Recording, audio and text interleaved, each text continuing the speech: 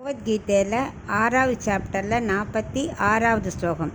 தபஸ்விப்யோதிகோ யோகி ஞானிவ்யோபி மதோதிகः கர்மிவ்யச்சாதிகோ யோகி தஸ்மாத்யோகி பவார்ஜுன. இப்போ இதுக்குள்ளே அர்த்தத்தை பார்க்கலாம். கண்ணன் சொல்லின்னு இருக்க, வெளுத்த குணத்தை உடையவனே, வெளுத்த நிறத்தை உடையவனேன்னு அர்ஜுனனை கூப்பிட்றார். அதனால் நீ யோகி ஆயிடு அப்படிங்கிறார். ஏன்னா யோகி எந்த பலனை கருதி யோகம் செய்கிறான்ங்கிறத இப்போ சொல்ல போகிறார். அதனால் நீ பெட்டர் யோகியாக தான் உனக்கு நல்லது அப்படின்னு அவர் முடிக்க போகிறார் இந்த ஸ்லோகத்தில்.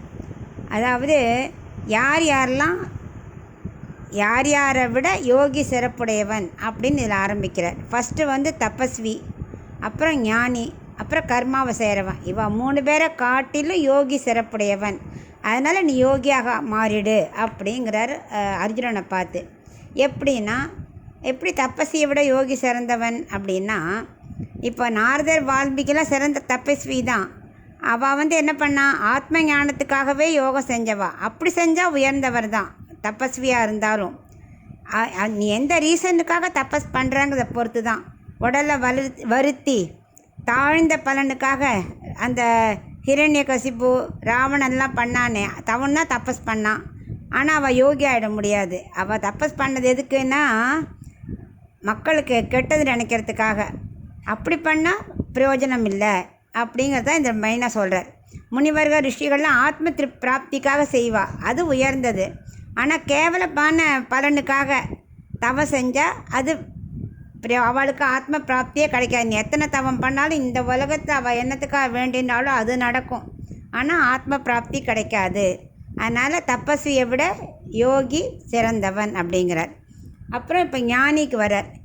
அவளும் அப்படி தான். பகவத் விஷயத்தை தவிர உலக அறிவை வளர்த்துக்கிறதுக்காக செய்பவன் இருந்தானாக்க ஞானி, அவனை விட யோகி பெஸ்ட்டு அப்படிங்கிறார்.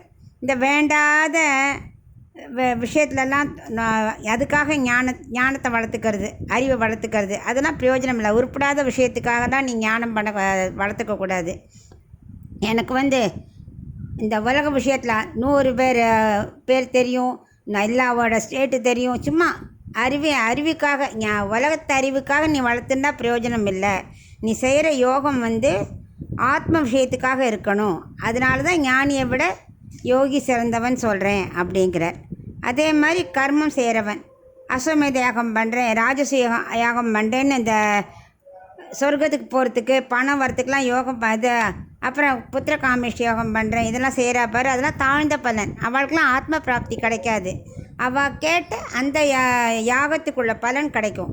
அந்த 3ஐயும் விட்டுட்டு யோகி ஆத்ம பிராப்திக்காக யோகம் செய்கிறானோ அவனுக்கு தான் அந்த பலன் ஃபுல்லாக கிடைக்கும், ஆத்ம சாட்சாத்காரம் கிடைக்கும். அதனால் ஆத்ம பிராப்திக்காக செய்யும் யோகமே சிறந்தது. அதனால் நீ இந்த யோகி ஆயிடு அப்படின்னு அர்ஜுனனுக்கு விளக்குறார் இந்த ஸ்லோகத்தில்.